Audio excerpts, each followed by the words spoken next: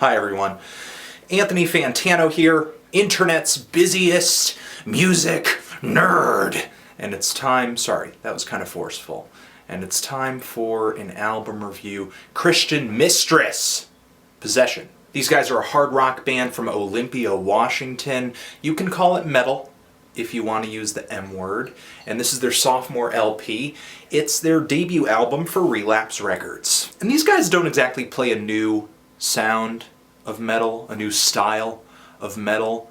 Their music kind of rejects all of the harsh and abrasive and overly aggressive sounds that the genre has evolved into over the years. If you want a more simple explanation, it's more like what would happen if metal as a genre had stopped evolving around 1982. The thing is, these guys managed to incorporate sounds from metal music before that decade too.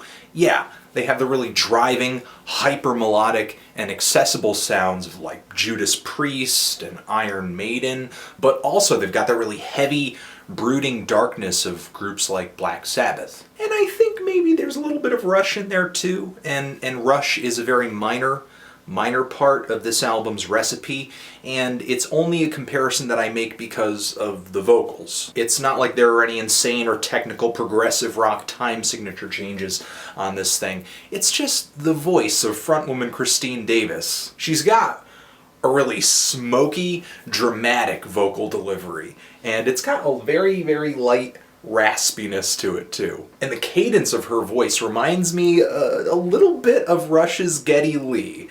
I do think it's kind of an unintended similarity though. Now sometimes on this LP, Davis is really not as aggressive as I would expect a metal vocalist to be. Aggression is not really her strong point, but it's not really something I think she emphasizes anyway. Her voice is much better suited for bringing feelings of darkness and enchantment and torturedness. She does have some nice versatility though. There are spots on here like the track Pentagram and Crucifix where she's pretty forceful. And on the flip side, she can come off very dreary and forlorn, like on the title track here. Now, even though the vocals are sort of not going to jump out of the shadows and tear your face off like a starving Wolverine, this album is definitely no slouch. It's not a wimp. Some of these tracks have a lot of momentum to them, like the song Over and Over, the opener. Lots of drive, lots of punch on that song. Hard riffs, a very fast beat too, and the song Black to Gold has kind of the pedal to the metal too. It feels even more intense with these harmonized guitar leads kind of galloping across the groove. But there are other spots on here, and maybe those are my favorites, where things are slower, much more brooding, heavier, I guess you could say. The title track feels that way to me.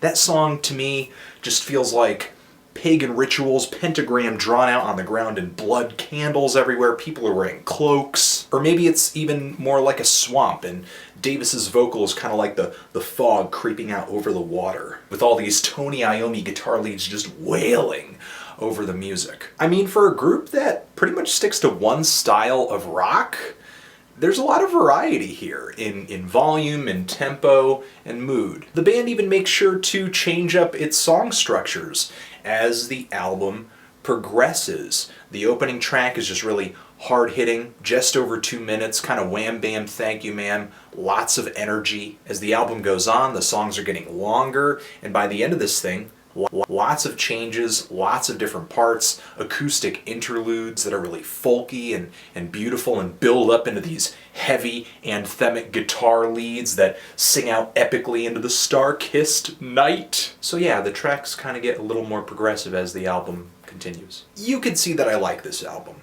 but I still have to admit that this band is doing nothing new. Stylistically, you know, if you're on the hunt for a hot new band with a hot new sound, or if music that kind of lives in the past usually makes you roll your eyes, you're probably not going to enjoy this. But then again, there are some groups who are heavily influenced by bands or musicians from the past, but still manage to drum up their own style or sound in a genre that most people thought was just done innovating. The metal band Ghost kind of comes to mind, and you know, if you don't think Christian Mistress is putting their own spin on this style of old school metal, then I would argue they are at least very close to doing so. I think this album still manages to be really fun, really energetic and catchy, and really strong musically. Like the instrumental bridge on the track Pentagram and Crucifix is so intense, it's camping.